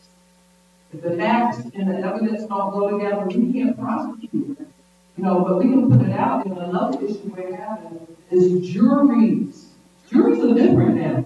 They're not just looking at the facts and the evidence. They're looking at how you feel about it. And a lot of times they're not going to convict, even if it's right there in their face. So we got to deal with that too. We got to be willing to serve publicly to be one of these juries. Y'all are the best ones for it. Because you know what it's like to help him, like you said, that, a lady lost her son, he's in jail for that. And you lost yours, you're not going to see your child again. But see, these are all the things that we as a community, it's with us. Not just your life, it's us.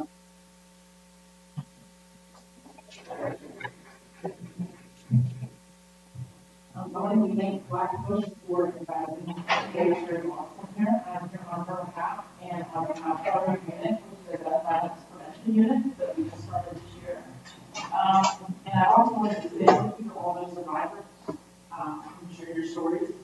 I'm an investigator, which is another name, basically the detective. So my role in the attorney's office is when a case comes in, I finish the case. I make it better, I go back out, find witnesses, we have interview survivors, with family members, and I carry thousands of witnesses and family survivor stories with me. I've been doing, most of my career was in special victims work, actually. And I started in probation parole first. So I've been in law enforcement for 18 years, and it's been a job for me, and being here today has been a job for me. I've learned about firearm violence prevention for my entire career. In fact, I started, before I worked for VA Boston, I was a supervisor over the Iconium unit for decapitation, and in partnership with her office, and she was regional design in our office, we started a program to disarm every convicted domestic violence offender in Mclaughlin County. Even though we do not have state law or legislation yet that prohibits access to domestic violence offenders to have firearms, when they're in the highest value risk to go out and commit murders against their family members, law enforcement, community members. So this is something that I've been passionate about for a long time. So in March of this year, our new unit went live. It's staying down a little bit slowly, so we don't have a lot of data to share. But what we're doing is there's one investigator, There's one assistant district attorney assigned, and there's an advocate and a social worker. And while we're heavy on the advocate social worker piece, we're doing something that not many places do. We've got our advocate that follows the cases that we follow and prosecute in our office, but we have a social worker who's typically assigned for community events, as well as we attend weekly shooting reviews for the police department and other police agencies. So before, what some people don't realize is cases don't get opened in the DA's office until someone goes back on the print. And there are family members, survivors, and victims that at times can be languished down there, not deployed in service, or they may fall through the cracks. So now we're proactively reaching out to those survivors and family members who next of kin to plug them in with services, crime victims compensation, counseling services, medical services, things like that.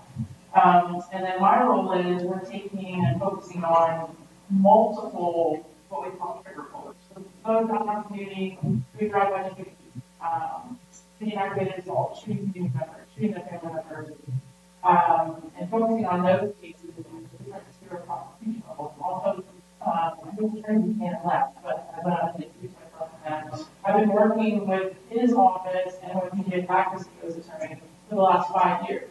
That we refer cases for federal prosecution that may be candidate for our DeKalb County prosecution level. For example, there's federal law that says that a domestic violence offender, a convicted felon, but specifically domestic violence offender, you can't have a firearm anymore. When you go and try and honor and purchase a firearm legally, on your background form it says that you've ever been convicted of domestic violence offense or subject to a protection order. If the answer is yes, you can't have that firearm.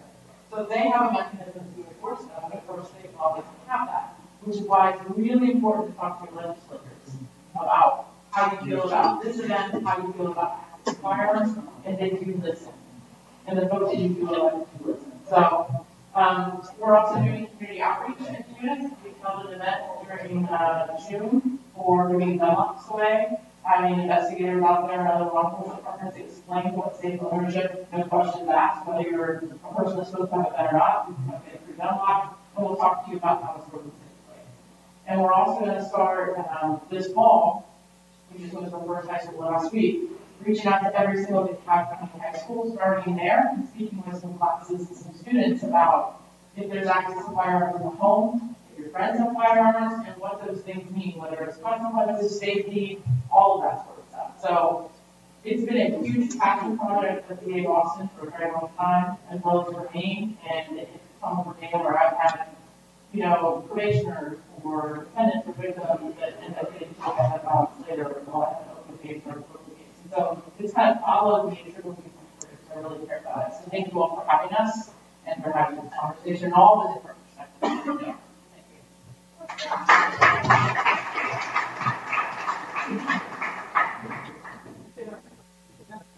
Share something because it's a solution. Where my kids went to jail, okay. Where my kids went to, and where they're incarcerated at in Henry County, I have went back there. There's not a lot to do in Henry County. So and these are solutions that I wrote down, and I'm not a legislator. I don't know how to change laws and policies, but I'm boots on the ground. For me, looking at solutions is finding that young man that pulled that trigger, sitting down and analyzing what made you pull that trigger. Because that's where your solutions are going to come from, the whys, why he did it, what reason did he get it, what did he lack. And I say this all the time, in our Black and brown communities, the word of God says, the love of money is the root of all evil. But in our Black and brown communities, the lack of money is the root of all evil also, because we rob, we kill, we destroy each other and our properties. So at some stand, we have to go back. We can talk about, bad parenthood, talk to mom, talk to dad, no community centers, no this. But see, but I'm action. I don't let nothing stand in my way. Not a commissioner or a governor giving me any type of money. So what I do is I go grab these children that are in the street, that are going through issues and problems. Where Maxwell will call me and say, hey, we got little Ray in here, he's in here stealing toilet paper, or he's in here stealing this. My biggest thing, I go to that store, grandmother's raising, mom's not home. This is going to be a disservice to her, because now you're going to have these facts in here, kids are going to be spread out, the problem's not solved. So I go in, I assist, I'll pay for the toilet tissue if that's what's needed, but I build a relationship. So we don't have to call law enforcement in who is not on our side. And not to say that they're not, there's some that aren't, there's some that aren't. Because I got some police officers that will work. I mean, they'll call me and say, hey, such and such just got pulled over, we want you to help with this. So building relationships with each other. You understand? Also, in the communities where we've been pushed out to, it is destroyed. You got abandoned houses, you got this, you got that, but we got people homeless. And people who don't have a house, who don't have food. This is a problem. Everything love of stuff and don't know how to rightfully go get it. So let's stop right there. And all these, like, these abandoned houses. There's one over there we went, educated. I went and found a partner. You know what she did? She educated me on how to get that foreclosed property. We got that property, and after the mom came in, I went and found another partner. You know what they did? They helped us rehabilitate that house. So now this mom owns something. Now that she owns something, guess what she is? She's a great pillar to the community. She's out getting the kids in feet, the ones that don't have it, the moms that don't have babysitters. She's watching the kids. You understand what I'm saying? Those are solutions. Like cleaning up our community. Those empty lots that are sitting there, let's clean them up and create a garden. Teach these kids, instead of sitting them in jail like my kids, like I said, they're getting ready to come out. They've had no type of rehabilitation except for what I've been giving them. And that's not fair, because guess what? If they come back out and they don't know how to deal with the situation, my youngest son, he's having mental health issues in there. He's confined to a room and he's like, Mom, I don't know how to handle this. So now he's the first one getting ready to get out. But he's like, what do I do from here? How do I help other people? Where did he go? I'm calling the places that are in place, the foundation that's getting the big money to create the programs. But guess what? Oh, well, I'll call you back. Never get a call back. My son is coming home. I don't want him going back. So with a mom like me, who family's been murdered, and the other half of my family is incarcerated, I'm not giving up. I'm about that action. I'm looking for solutions. And so that's where we have to collectively come together, put our differences to the side, take I out of it, and put we in there. Like building a community garden, it don't take nothing to get a piece of land. Show these kids how to turn some ground, put something in the ground, because well, guess what? When they watch something that they created, it's going to intrigue them to want to do more. You understand? And I'm just going to tell you, I'm not telling you what I heard, what I seen. I'm just trying to, I don't need no recognition. I don't need no trophy. I don't need nothing. You don't give me no money, guess what? And I'm going to rehabilitate this mother. I'm a mother in Henry County. I help rehabilitate her. I couldn't do it by myself. She's the biggest supporter. She just when I see mothers of domestic violence, guess what we call? I call her. She gives without question, because she was there. She wants to help with solutions. So I'm saying all this to say, the core root of the problem is taking a moment to talk to the people who committed the crime, because they got some of the answers that you're looking for. They got the answers. That's why I invited these young men in. Too many times we have all these conversations, but where are the people committing the crimes? Why are they not calling these? The kids are going out, they're looking for games because they're looking for love. They're looking for somebody to provide, to teach them, to show them. But again, like I said, I can't do it all. You know, I'm thankful to learn of him today, because I'm going to get his information and I'm going to give it to him. You understand? I'm going to build a relationship, because I can't do it alone. But those are some of the solutions that I wrote. I put this. I said, change the environmental conditions that facilitate community violence, like cleaning and greening, vacant lots, producing more community gardens to feed our community, more natural and healthy ways. Because when you fix that garden, guess what? They need all that junk. They know what's healthy for them. That helps change your mindset. It's about the education and the resources. These young men wouldn't be sitting here today had they not had somebody. I've been with this young man for a long time. He's been with me for a long time. He could have went any other way. But today, he's doing his thing. He has to find his own way. I could teach him, I could show him, I could talk to him. But guess what? It was a relationship that I built with him. The relationship that I built with him. And told him there's other things out there besides this. Because when I had to bury my son, going to that graveyard And hearing these young men, you know what they were out here, oh, I got the pressure J's, I got all the set for J's. And I had to turn around and ask one of them, you got all those Jordans, but if you was to die today, can that collection of Jordan pay for your funeral? You understand? That's where he was lost at. The same young man that told me that, do you know that he has his own trucking company now?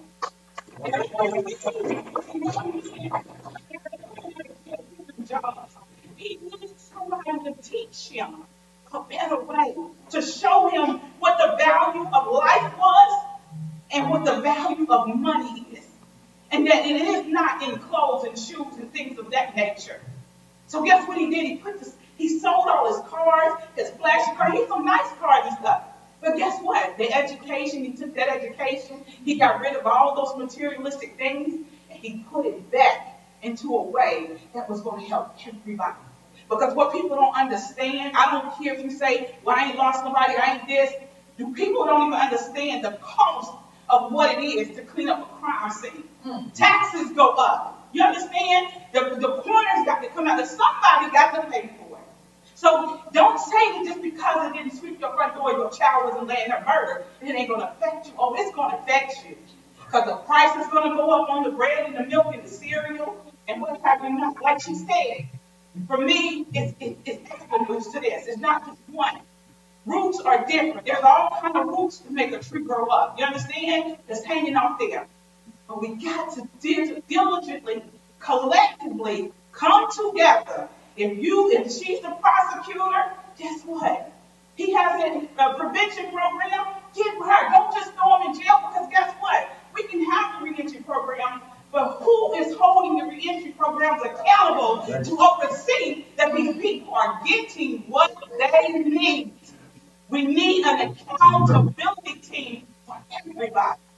And that's basically the core of the problem. Solutions, and stop complaining and being selfish, and let's start using some of these resources in the community. That's where they need to be.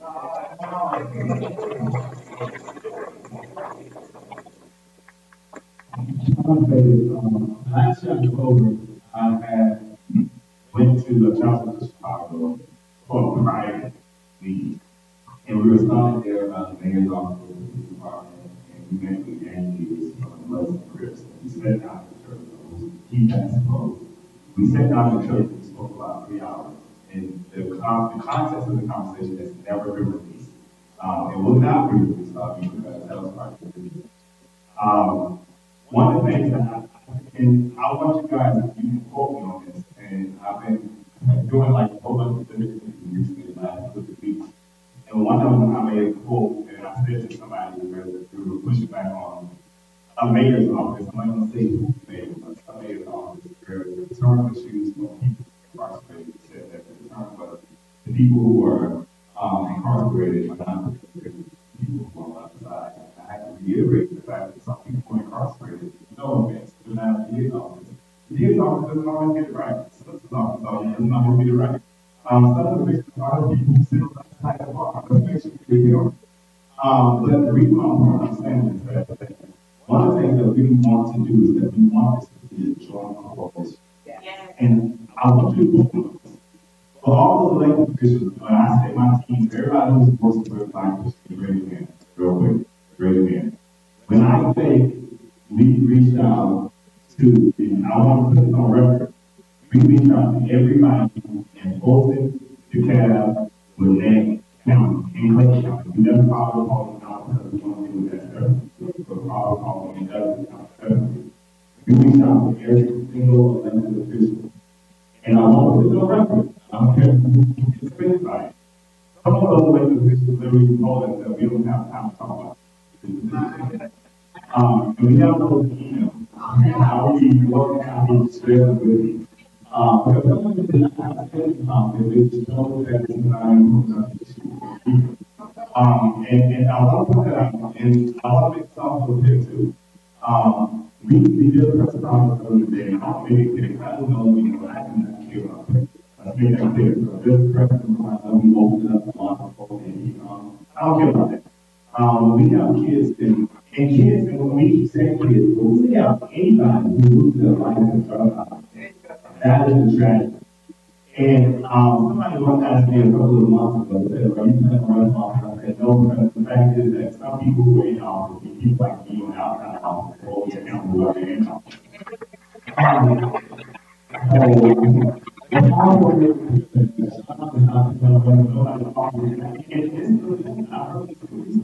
And some people didn't come to the seniors and have sure on. I just don't want my black people, white people, Asian people, Hispanic people, black people, I don't care where you're from, Muslim, my Christian, my Jewish, I don't want anybody being killed in the street.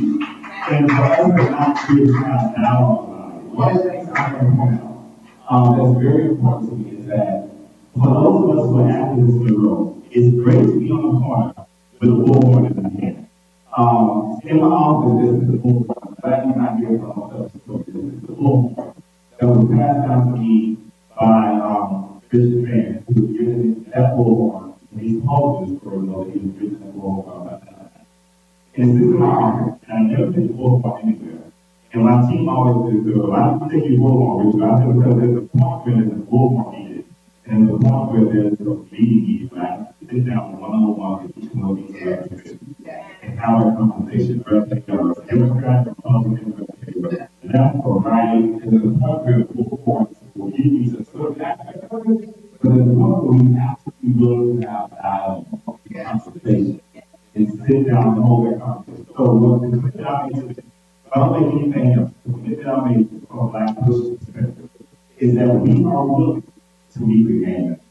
We are willing to meet with elected officials, and we want to challenge every elected official in the state of Georgia and the metro area. Don't be afraid to talk to the people that you have across. And I say that from the perspective of we need them in the room. And what happened in Chicago after we did that meeting in Chicago, for 3 months they gave it to us. Not having and so it was not going to Chicago, it was not on the game that we do, right? You have to have that conversation. And I will admit, last year somebody asked me, they said, "What is one of the things that you want to lay your life in?" And I didn't have an answer for it. This year has shaped me in a way that other years have not. And that's crazy because I say last year, I said I've lost 3 members last year. One of them I said in the room by he really not COVID. I read this brain, not because I'm married, because it was the brain my uncle had on his hand, and they were going to ventilator from his throat. He passed away from COVID, right? And I heard a lot of it last year, but for some reason 2022 has treated me in a way that's different. And my opinion in 2022 is that not only am I going to stand for voting rights, I think I want to really good all this, stand for the black vote, protect the black vote, all the right. But not only am I going to stand for voting rights, I'm not one of those things that I really love to lay down my life for. Recently, we've been posting a lot of things on Facebook and social media about and we've been getting a lot of different threats about youth on the line. And somebody asked me, "Well, are you going to stop making comments?" And my response was, "I'm going to stop making comments." This is one of those issues with me that fundamentally, it's not because I'm not passionate about it, because I lost it. I'm not passionate about it because of the fact that I visit Uvalde or I visit Buffalo. I'm passionate about it from a Christian standpoint. Those of us who are Christian, from a Christian standpoint, life is given about one person and life is taken about one person. And that's what makes us so passionate about it. When we get out of the space where we start taking lives, when we start making our right to be the ones who drive somebody on the side of the street, or drive somebody in the jail, or drive somebody without them getting a due justice, then we have a problem. We don't hold officers accountable when they do things that are wrong. We got an issue. But at the same time, and I reiterate this because as much as we want to hold on to the time we make things wrong, we also have to hold the dignity of our own. And I want to make sure that's clear that I'm not trying to bring off the law, but I'm not just going to get across the mail. And one of the things that BlackPush has done is that we are really an organization for those who don't know, and we in partnership. I will not do it alone. It does not matter if my logo is on the flyer or not. we will be there. We will work with you. All the man over there with Captain and Comcast. Not only did I show up, until 5 other people from my team with me to show up because it was on a Wednesday night. He didn't have to know. You called me, you said you got your EPA, you have the preparation for 2 o'clock in the evening. I don't care what they are retired, their team, and they have been like, we tap on work, and I allow you to sit down here with 9 to 6 because we have to make sure that they can out. And we let them know that they have to be heard. So the women that my people want to make today is that we are willing, if we want to, work with anybody. And one of the calls I want to do today is that I want everybody when you be here today, go back to your activities. And let's not talk about me every week. First of all, I'm going to be a real with you. I will not be with you guys. Sorry. I know I would love to do this, but we got so much going on right now. And I want to really do one thing I want to do, right? We have so much going on right now. Like just working with low price and all that kind of stuff. You know, a lot going on there because that's when we get there. And I can still work with low price. I'm working with low price. I can still work with low price. I'm make sure that people who are in office, we're electing people who are good people who deserve to be in office. So we're going to still be working. I can't wait to see every week that I will do this. I want to hold meet everybody. I want to move around the state of Georgia. I want to go to different counties. I need your help. We need to call every other individual and say, if you are not here representing me, I'm your constituent. I'm telling you, you should have been. Yeah. You should have been. When I say, video over there, post online, sincere about you should have been. Because at the end of the day, if it's your child, if it's your person that's locked up, if it's your brother or sister locked up, or if it's your brother or sister that you have to stand up with somebody's grave and say ashes to ashes, dust to dust, you want to be in that room. You want to have to be in that room, right? And the other aspect of it that BlackPush is doing is that we begin to work with everybody. When I say everybody, I don't care whether you're a labor, I don't care whether you're Muslim, whether you're Christian, whether you're Buddhist, whether you are whatever, wherever you are. I don't care whether you're Democrat or Republican. Some of my best friends sit on the opposite hours as me. Some of my best friends in the legislators sit on the opposite hours as me. I don't know if I spent this weekend UP recently, and Shanan in Texas, we might always have a witness. Reverend Shanan in Texas. You always have to have a witness. We were sitting there, there was one guy in particular who was super excited about it because he had never been to see. And he had seen a conference call. That's just there, like that. He seen a conference call and he was super excited about the conference call. And he was waiting outside her car, but she's putting on her shoes and getting dressed. And she's like, give me a second, I'll be out there in a second. And she literally waited there, waiting for my life. Reverend Shanan. You guys pay more, I have things. Right? And all of a sudden, we're sitting there, and there's this car pulled, and there's white guy gets out of the car, and he's Republican car. And he literally stops and shakes every single one of our hands, and he says to us, he said, I don't know why you're here today, but I hope that you have something to say. And that moment shocked me because for the black community, we've attached ourselves to a certain party for so long. But when that party doesn't even respect our vote, and respect our voice, and respect our constituency, I don't care what party you're from, what issue do you stand? And we have to stop, and I'll say something, the biggest thing in America, if we want to change America, we have to stop being party driven. We got to be people driven. So we can stand up and people will push the things that we're pushing for. If we keep on putting the D or voting everything has a D or everything has an R, we will continue to see babies get on the street. We will continue to see people sitting on the side of the street. We will continue to go to LA and call up and go down the highways and call it tent city. Because the reality is that the elected listen, I'm trying to want to tell you today, God and sanity is doing the same thing as the president is all about. For those of us who everybody wants to blame these elected officials for not doing what they should do without thinking of it, you're in vain. Why are you in vain? Because we didn't get in office. And when we had the opportunity to come out of office, we did not get out there and protest, we didn't get out there and vote, we didn't get out there and stand up and shout for the county, I was the word. Listen, the message today is this. I am willing to work. BlackPush is willing to work. I will speak for everybody at the state, mom, and action, both of us, PA, Gwinnett office, Concerned Black Clergy.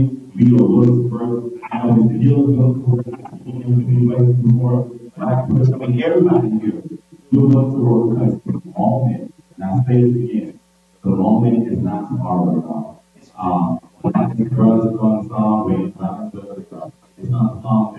people always say, well, we can wait until tomorrow. Tomorrow's not promised. And Reverend Matt kind of gave me a clip, he kind of gave me a promotional video earlier. He said, I'll be preaching that first album tomorrow. And I look at him, the scripture says, the whole title of the message is the title. When we're done beating, what do we do next? When we're done beating, what do we do next? And you guys know by Jones, I'm very cool for 34 years. The Lord sat down and told me, what are we going to do next? And I would say, I don't think everybody works like Sean. I would say, God balance is one of those things. Along with working, those are the two things for me that I'm willing to lay down my life.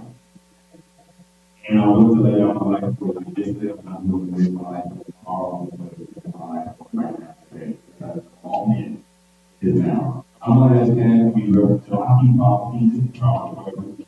Got a big respect for him. And he's going to be here afterwards.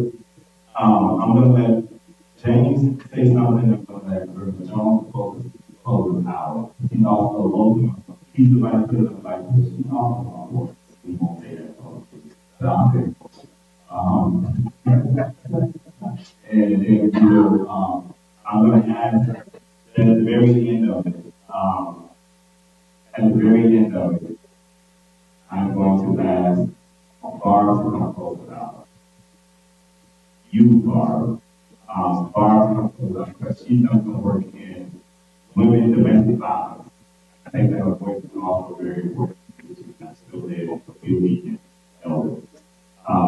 I feel bad. Sometimes we usually want to put out the time and spirit for the east side. You close us out, okay? Thank you. Like to put it in just one person. Yeah. So real quick, I just want to reiterate how important gun safety is, especially as gun owners, as some of them be. Proper storage in our household, in the lives of our families. So there are clubs in the area. My sister's keepers, Mass Reeves, National African American Gun Club,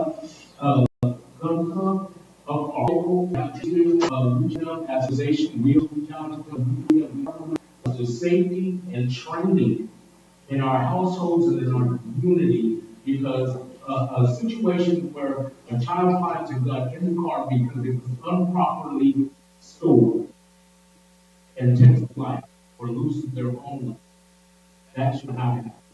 So I just want to reiterate how important gun safety is. First of all, I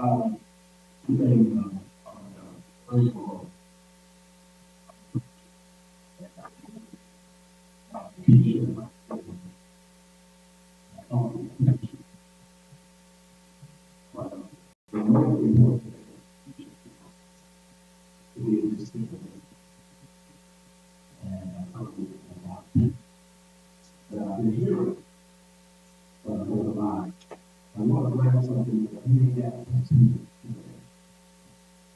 So if you know that you have one black power, in any other state, right? And I'm 48 years old. And I can tell you that we are blessed. And I think there's several reasons for that. The main reason is that we have to get into this process for me to improve use on the planet. Right? You have been represented. The representation of your family us for being engaged in the world. You have the Latino community has a Latino representative, they don't stop speaking. Right. Spanish. Right. They keep speaking Spanish. And that person is just representing the Spanish speaking community in that body. But the conversation that's happening, we have to work on, we have to find these people out. And I say that as President of my clergy. I say that as pastor of the church. I say that as a black man in America. The Concerned Black Clergy is committed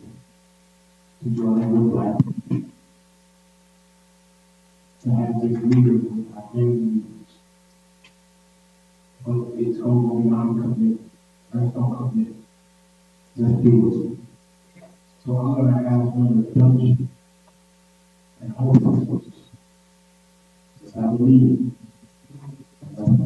Target who we need to target for this meeting. And let's have a closed door meeting.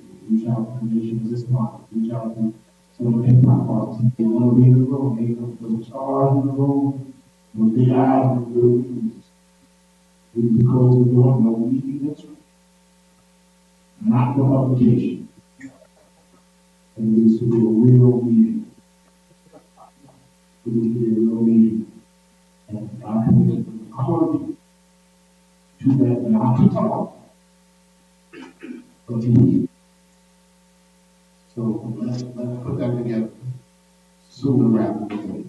That's what And we'll commit to work with you guys to do that. 1, 2, and actually you, anybody who wants to get to that. Let's get it done.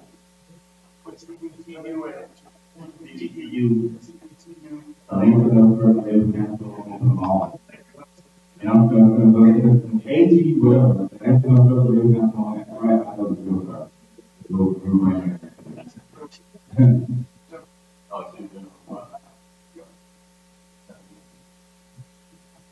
Hello, everyone. My name is Barbara. Some of you all I have talked to through email or phone, so I am the office manager.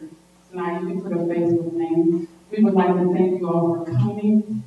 This meant so much. So much. And let's just put our hands together for Reverend Shanan.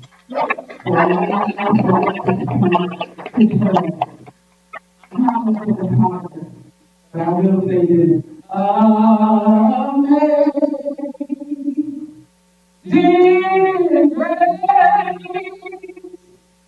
how sweet the sound that saved a wretch like me.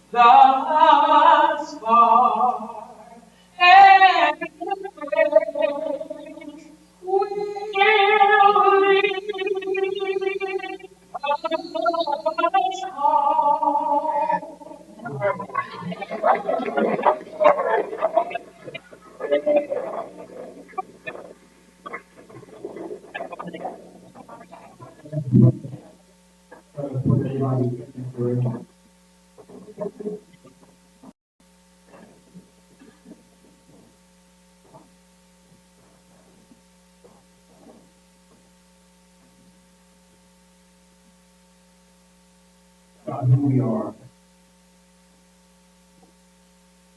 standing at the valley of the mountain, ready to be your disciples, ready to be your hands, ready to be your feet, ready to be your voice, ready to move according to your will. Lord, we live here at the valley of the mountain. To go up the mountain. And the word says that your son saw them at the valley of the mountain. And he went up the mountain, and they followed him. And he began to teach them on the mountain. So Lord, as you lead us up the mountain, teach us the trial that we heard in this room today, that we're here for, even in this room today. Teach us what to say. Teach us what to do. If you will tell us what to do, we will do it. So if my people who will come over my name, we are your people. We are humbling ourselves. Keep your face up our Israel. Then we will. Then we will. Then we will. Then we will. And change will come. Because we will not speak until change. We will not sit down until change comes. And when we come down this life, the valley is